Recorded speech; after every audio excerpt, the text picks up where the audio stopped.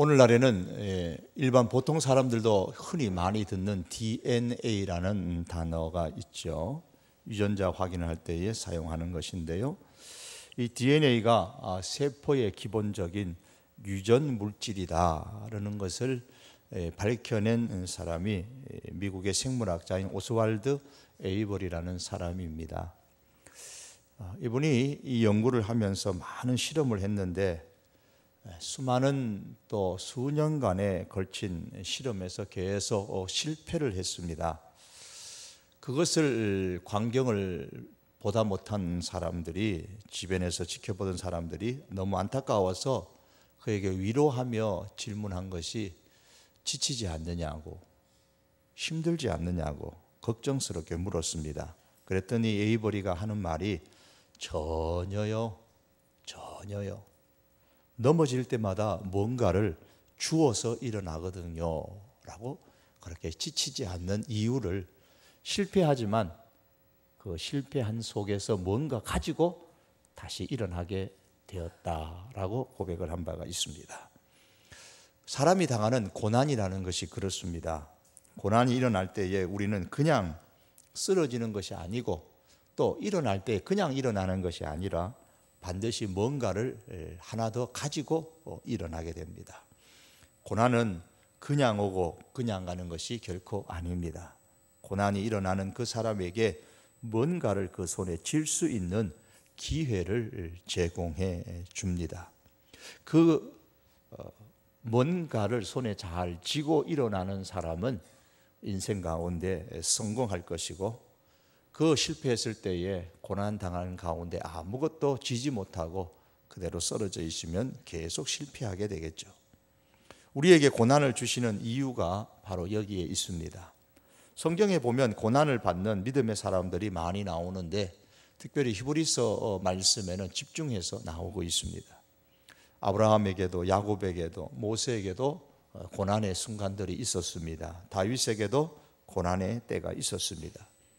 그들 성경에 나오는 인물들 뿐만 아니라 저도 그렇고 여러분들에게도, 이 조국 백성들에게도, 그리고 세계 도처에 있는 수많은 사람들에게도 고난의 순간들, 고난의 기간, 고난의 때는 있었고 또 있고 있을 것입니다.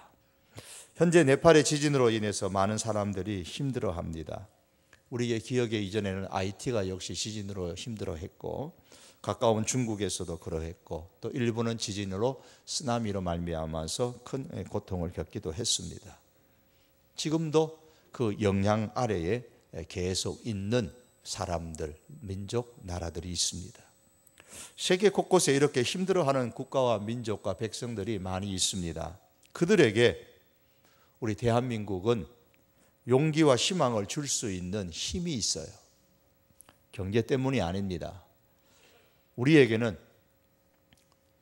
그 당시에는 너무너무 힘들고 어려웠지만 지금은 우리에게 좋은 용기를 주고 희망을 줄 수 있는 도구가 있잖아요.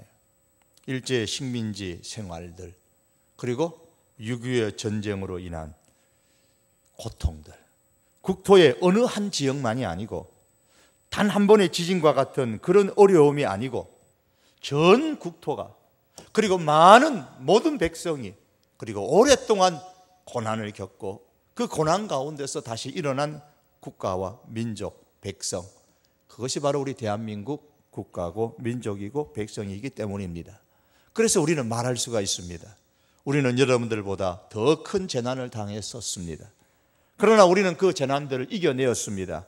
우리들뿐만이 아닙니다. 여러분들도 할 수 있습니다. 여러분들도 이겨낼 수 있습니다. 그리고 여러분들도 이겨낼 것입니다. 우리는 그들을 향하여서 이렇게 용기와 희망을 줄 수 있는 도구가 우리에게 있더라라는 겁니다. 국가만이 아닙니다. 믿음으로 인해서 고난받는 많은 신앙의 사람들 역시 오늘 우리들을 향하여서 말하고 있습니다.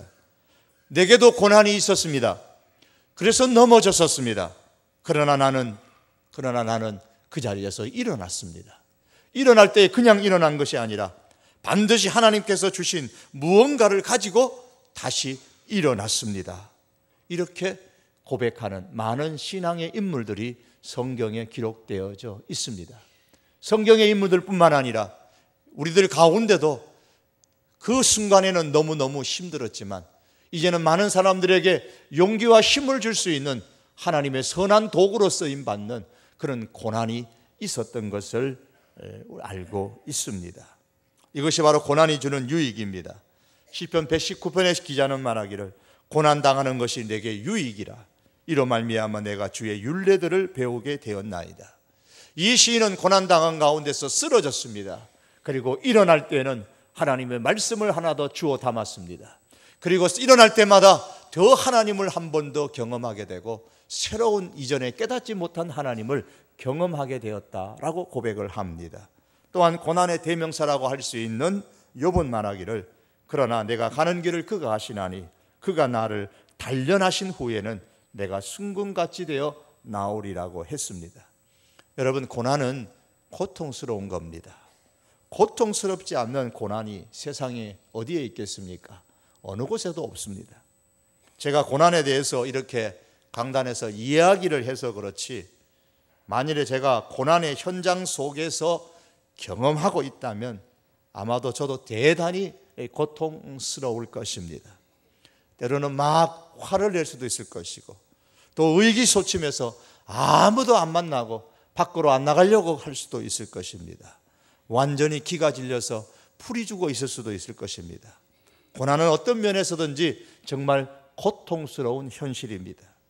그러나 분명한 것은 하나님께서는 우리의 고난을 사용하셔서 우리를 향한 하나님의 목적을 이루신다는 사실입니다. 그러면 누군가가 얘기합니다. 그렇다면 목사님, 하나님께서 목사님의 고난을 사용하셔서 하나님의 목적을 이루시고 또한 그로 통해서 고난 뒤에 어떤 유익을 얻는다면 늘 고난 가운데 살면 되겠네요 라고 아마 누군가가 말씀하신다면 저는 단호하게 말할 겁니다. 아니요, 고난 싫습니다 라고 말할 겁니다. 고난이 없었으면 좋겠네요 라고 말할 겁니다. 아니, 고난이 유익이 되고 고난을 통해서 하나님께서 선하게 사용하시는데 그래서 고난이 주는 어떤 아름다운 일들이 있는데 쓰러지면 일어날 때 죽는 것이 있는데 왜 고난당하는 것 싫습니까? 고난이 유익을 주는 것이라면 나의 고난이 하나님의 목적을 이루는 것이라면 고난은 좋은 것이 아닐까요?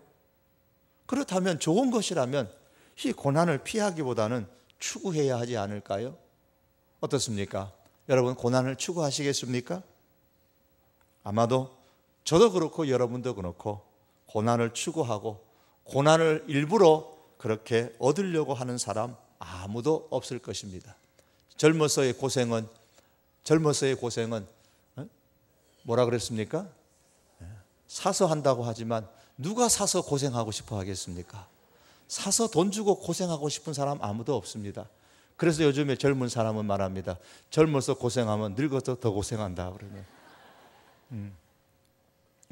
제 어머니 보니까 그러시더라고요. 젊어서 고생하니까 늙으셔갖고는 허리가 구부러져서 더 고생하시더라고요. 여러분, 성경에는 역설적인 사실들이 많이 있습니다. 죄가 있는 곳에 은혜가 많고 죄는 확실히 하나님의 은혜를 더 깨닫게 하고 더 큰 하나님의 은혜를 받는다 그렇게 말한다고 해서 그러면 은혜를 더 많이 받으려고 은혜를 더 많이 깨달으려고 죄를 많이 지으면 되겠네. 이런 사람들을 향하여서 바울이 뭐라고 말했습니까? 그럴 수 없느니라. 한 번의 말로 잘라버렸습니다. 고난이 우리에게 주는 유익이 아무리 많을지라도 여러분, 고난 당하는 것 그것은 좋은 것은 아닙니다. 그러나 좋든 안 좋든 고난이 우리에게 주어졌을 때에 우리가 그것을 어떻게 해석하고 어떻게 자세로 반응하느냐는 것은 대단히 중요한 문제입니다. 예수님의 죽음은 우리를 위해서 최고로 선한 사건입니다. 그렇다고 해서 예수님을 죽음에 가도록 팔았던 가룟 유다의 역할도 선한 일입니까? 아닙니다. 그것은 악한 일입니다. 고난이 우리에게 주는 유익이 있지만 그 고난 자체가 그것이 선한 것은 결코 아닐 것입니다. 이렇게 한번 가정을 해봅니다. 우리 교인들 중에서 선한 분들이 많이 계신데 그분이 이웃을 위해서 유익한 일을 많이 계획을 하고 유익한 일을 많이 했습니다. 그래서 하나님의 뜻을 실천을 했습니다. 정반대로 제가 이웃 사람을 막 학대하고 아주 못되게 행동을 했습니다. 그 일로 인해서 이웃 사람이 너무너무 슬퍼하고 고통을 겪고 있습니다. 그런데 하나님께서는 내게 물어보지도 않으시고 나도 모르는 사이에 내가 행했던 그 나쁜 악한 행동들을 다 활용하셔가지고 오히려 내가 악을 했던 악한 행동을 풀어버렸던 그 이웃 사람이 잘 되도록 유익하게 되도록 만들어 가셨습니다. 이럴 경우에 가정입니다.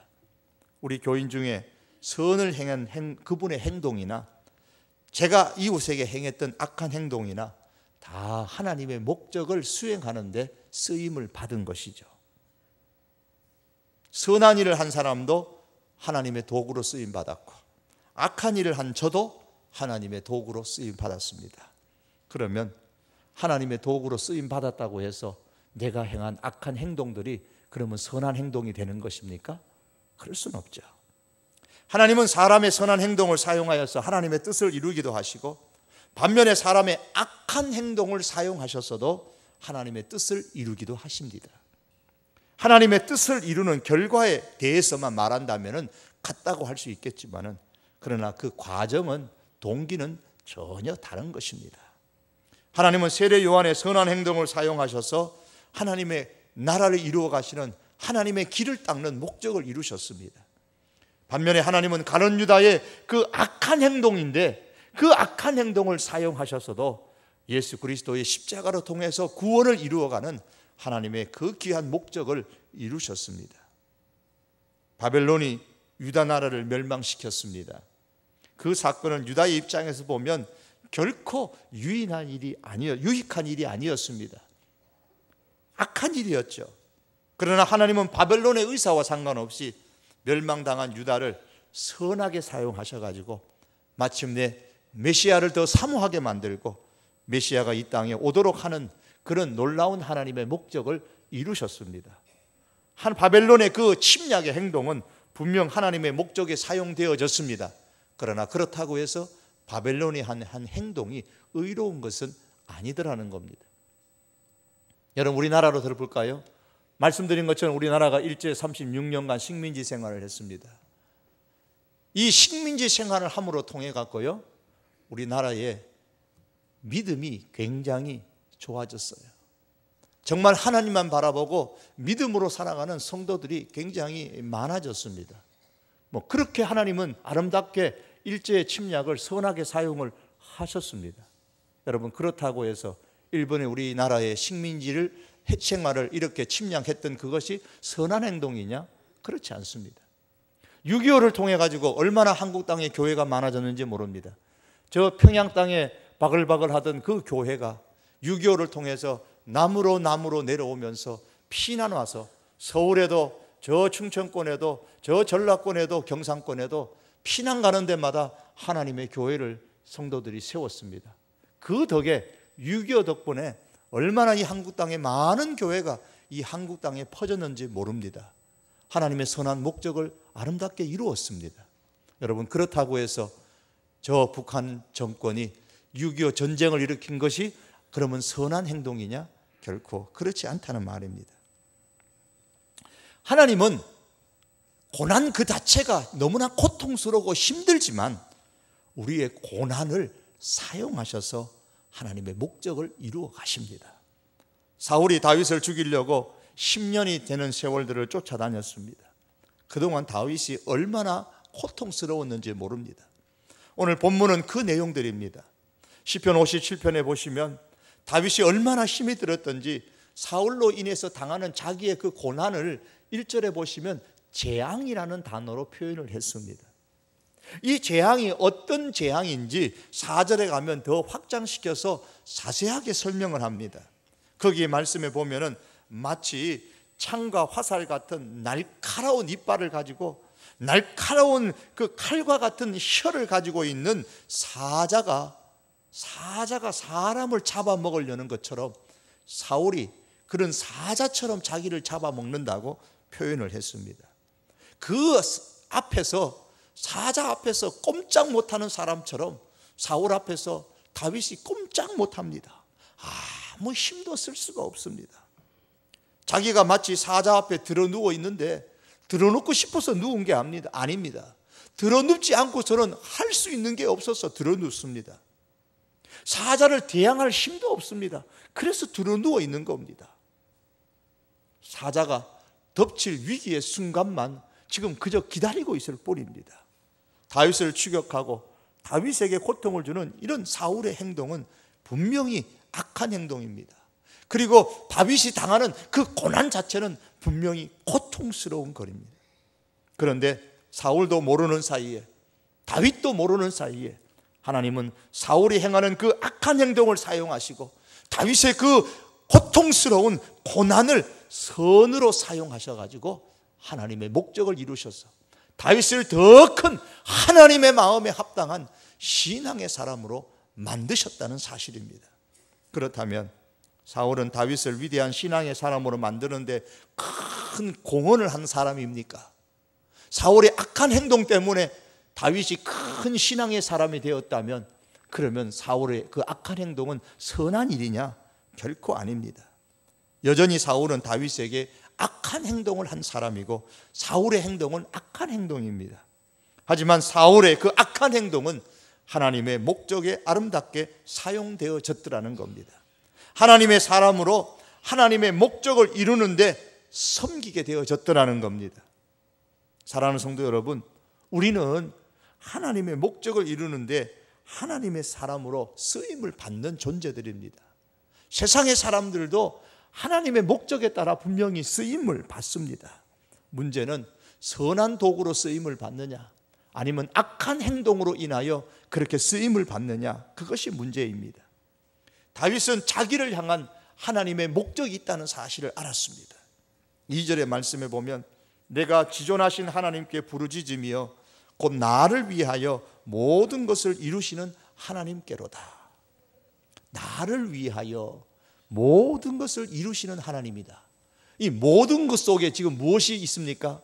재앙 같은 그 고난이 있습니다. 나를 위해서 이 재앙 같은 이 고난도 하나님께서 사용하시더라는 겁니다. 이 말씀을 다른 번역에 보면 이렇게 나옵니다. 지극히 높으신 하나님이여 나를 위한 목적을 이루실 하나님께 내가 부르짖습니다. 지금 내가 당하고 있는 이 고난 너무 고통스럽습니다. 사자 앞에 지금 있는 것과 같습니다. 날카로운 이빨을 드러내고 있는, 칼과 같은 날카로운 혀를 드러내고 있는 사자 앞에 있는 이 재앙과 같은 고난 앞에 있습니다. 그러나 하나님, 이 나의 고난이 나를 향한 하나님의 목적을 이룰 것을 제가 믿습니다. 다윗이 이렇게 고백하고 있는 겁니다. 이 재앙 같은 고난, 이 고통이 하나님의 목적을 이루는 과정이 되기를 이 다윗은 기도했습니다. 다윗은 자신의 고난이 하나님의 목적을 이루는 데에 쓰임 받기를 원했습니다. 나를 향한 하나님의 목적이 있으시죠. 지금 내가 당하고 있는 이 고난일지라도 하나님 이 고난을 사용하셔서 나를 향한 하나님의 목적을 이루어 주십시오. 이것이 다윗의 기도입니다. 사랑하는 성도 여러분, 우리가 당하는 고난이 때로는 힘들고 때로는 너무 고통스럽지만은 그 고난의 현장에서 힘들다, 어렵다, 못 살겠다, 우리가 그렇게 고백할 것이 아니라 하나님, 이 고난과 이 고통의 현장 가운데 오셔서 나의 이 고난을 사용하여 주셔서 하나님의 선한 목적을 이루어 주십시오. 우리 역시도 이런 다윗의 고백을 할 수 있기를 바랍니다. 여러분, 정말 이런 고백을 하기를 원한다면 오늘 본문에 나오는 다윗을 통해서 배워야 할 것이 하나 있습니다. 그것은 마음을 정하는 겁니다. 마음을 확정하는 겁니다.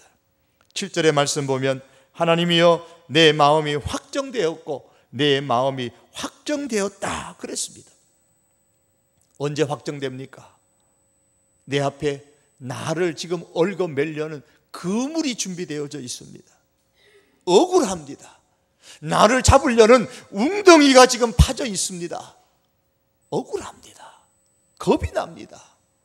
그런데 그 상황 속에서 다윗은 이런 재앙이라고 단어를 표현을 하면서 4절에서 말씀드린 것처럼 자기의 영혼이 사자 앞에 누워있는 것처럼 그렇게 표현하면서도 그럼에도 불구하고 그런 상황에서 다윗은 넘어지고 절망하는 것이 아니라 마음을 굳게 정했다, 그 말입니다.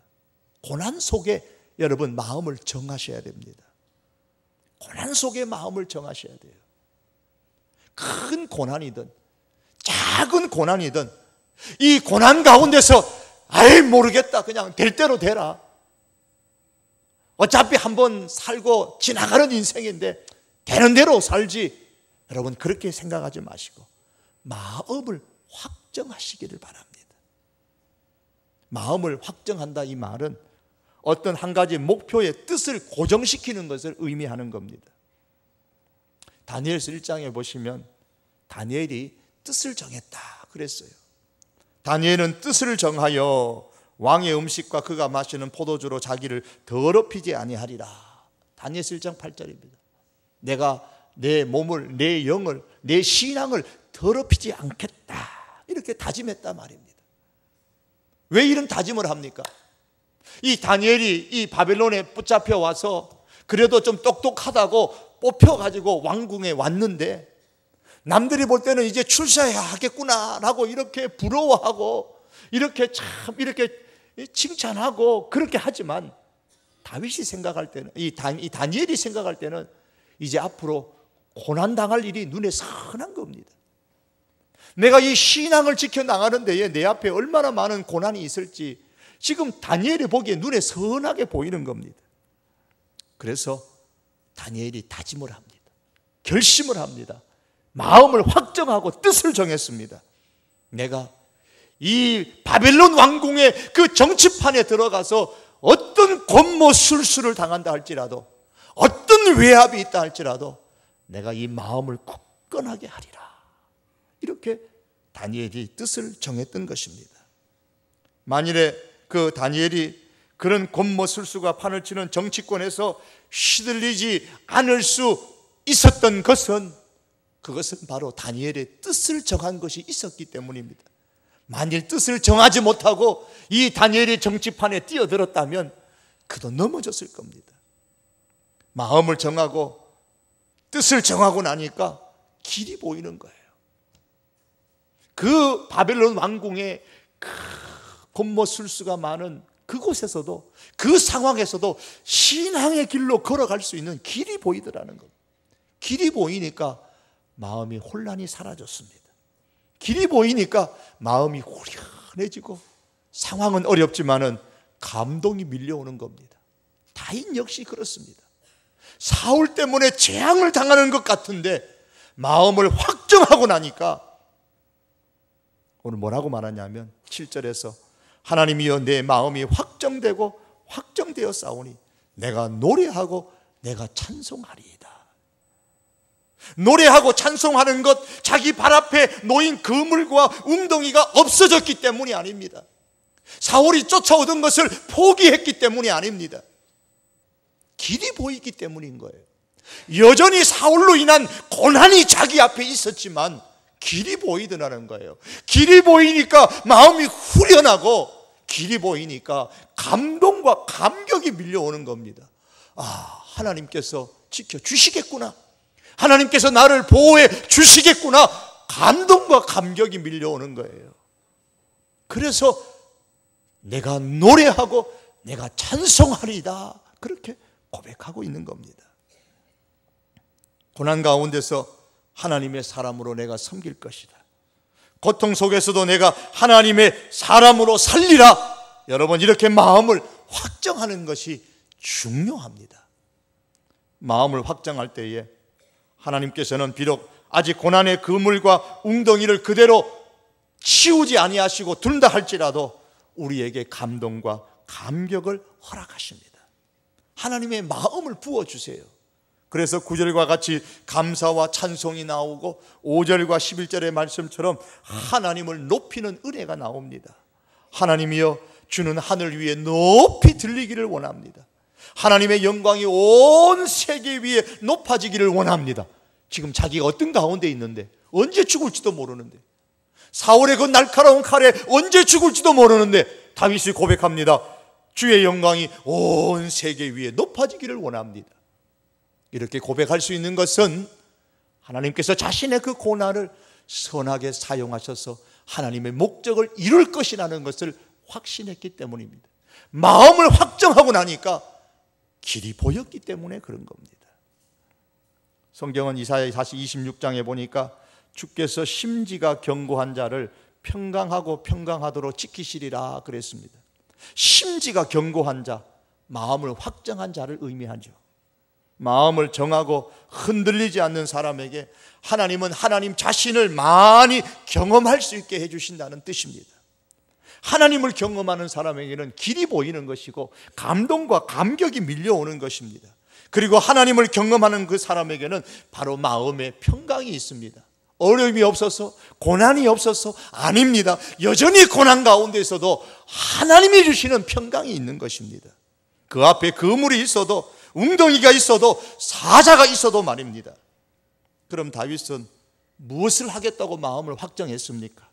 1절의 말씀 보면 내 영혼이 주께로 피하되 주의 날개 그늘 아래에서 이 재앙이 지나가까지 피하리이다 그랬습니다. 주의 날개 그늘 아래 피하겠다고 마음을 확정했습니다. 하나님의 날개 아래로 피하겠다는 말은 하나님의 도우심을 얻기 위해서 하나님께 부르짖는다라는 뜻입니다. 그래서 2절에는 하나님께 부르짖는다라고 다시 표현을 했고 8절에서는 언제 부르짖는가를 말씀하고 있습니다. 언제 부르짖습니까? 네 영광아 깰지어다 비파야 수금아 깰지어다 네 영혼아 일어나라 내가 새벽을 깨우리로다 그랬습니다. 새벽을 깨우겠다고 마음을 정했습니다. 여기서 새벽은 시간적인 새벽이라고도 할 수 있겠지만은 더 중요한 것은 아무것도 방해받지 않는 시간, 하나님과 나와의 그 시간을 의미합니다. 새벽이 다윗을 깨우는 것이 아니라 다윗이 지금 새벽을 깨우겠다고 마음 먹었습니다. 더 이상 환경에 끌려다니지 않고 환경을 다스릴 것이라는 겁니다. 시간을 다스리고 환경을 다스리며 살겠다는 겁니다.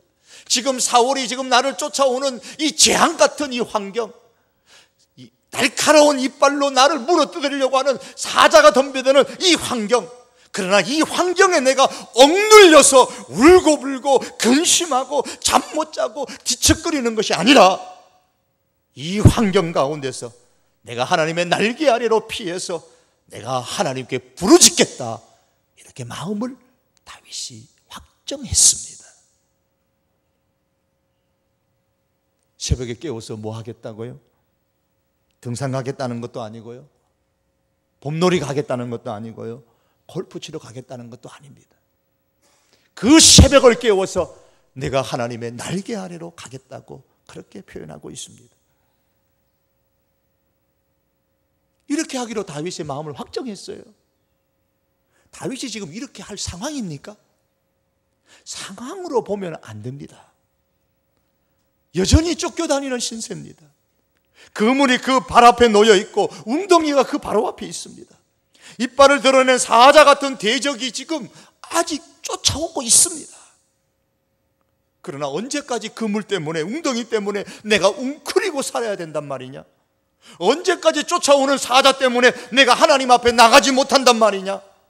나는 더 이상 그물이나 웅덩이나 환경에 주눅들지 아니하고 날카로운 이빨을 드러내고 쫓아오는 사자 같은 대적을 내가 핑계 삼지 아니하고 내가 새벽에 일어나 하나님께 나아가 기도하고 내가 하나님을 찾으리라.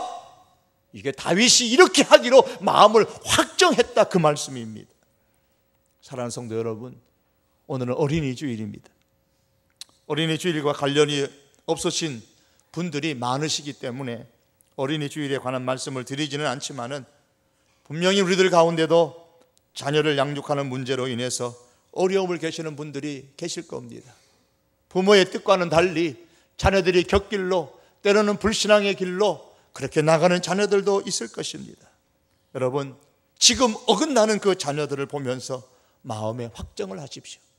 다윗이 지금 고난의 현장에 있지만 그러나 그 고난의 현장 속에서도 마음을 확정하며 하나님께로 내가 하나님의 날개 아래로 달려가리라, 새벽을 깨우리라고 마음의 확정을 한 것처럼 마음의 확정을 하시기 바랍니다. 내가 하나님의 날개 아래 피하리라, 내가 새벽을 깨워 하나님께 나아가리라 확정하시기 바랍니다. 그러면 지금의 자녀의 문제를 하나님이 사용하셔서 하나님의 뜻을 이루시고 하나님의 목적을 이루시고 반드시 우리에게 유익을 주시는 날로 만들어 주실 줄 믿습니다.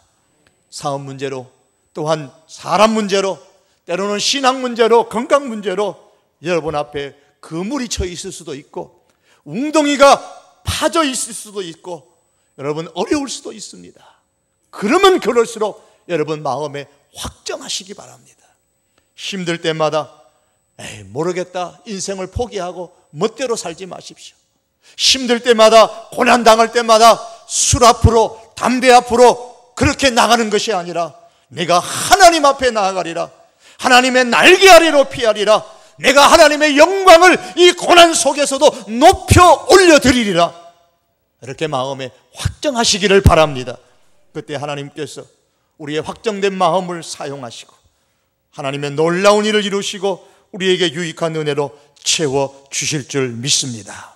사랑하는 성도 여러분, 한번 이 땅에 와서 살면서 하나님의 사람으로 하나님의 목적을 이루는데 우리의 인생이 쓰임받기를 원한다면, 특별히 원치 않고 고통스러운 고난이지만 이 고난까지라도 하나님의 목적을 이루는 데에 사용되기를 원한다면 여러분 마음을 확정하시기를 바랍니다. 시간과 환경에 억눌리지 아니하리라. 내가 시간과 환경과 상관없이 하나님의 날개 아래로 피하여 내가 하나님을 찾으리라 마음에 확정하시기를 바랍니다. 하나님께서 그 마음에 평강을 주시고 감동을 주시고 감격을 주시고 길을 보여주시므로 말미암아 하나님 앞에 존귀하게 쓰임받는 인생들이 다 될 수 있기를 주님의 이름으로 축복합니다. 기도하시겠습니다. 하나님, 잡으려고 자기 앞에 그물이 있고 웅덩이가 파져 있고 날카로운 칼과 같은 이빨을 드러내고 혀를 드러내며 달려드는 사자 같은 사울이 여전히 쫓아옴에도 불구하고 하나님께서 나의 이 고난, 고통스럽지만 그러나 이 고난을 하나님께서 사용하셔서 나를 향한 하나님의 목적을 이루어 주기를 다윗이 기도했던 것처럼 주여, 우리 고난 가운데서 내 인생을 포기하고 되는 대로 살지 아니하고 술과 담배와 세상의 것으로 하나님 취하여서 달려가지 아니하고 내가 하나님께로 달려가리라, 하나님의 날개 아래로 내가 달려가리라, 부르짖으리라, 새벽을 깨우리라, 조용한 시간 하나님을 찾으리라 마음에 확정할 수 있는 우리 믿음의 식구들 되게 하여 주시옵소서. 그리하여 하나님이 주시는 평강의 은혜, 우리를 향한 하나님의 선한 목적이 이루어지며 이후에 우리 역시도 고백하기를 내게 당한 그때의 그 고난이 내 인생에 참으로 유익한 것이었다고 고백할 수 있는 우리 모든 믿음의 식구들 되게 하여 주시옵소서. 현재 내 자녀의 고난이 오히려 그의 인생에 유익이 되었다고 고백하고 간증하고 증거할 수 있는 우리 모든 믿음의 식구들 인생이 되게 하여 주시옵소서. 예수님의 이름으로 기도하옵나이다. 아멘.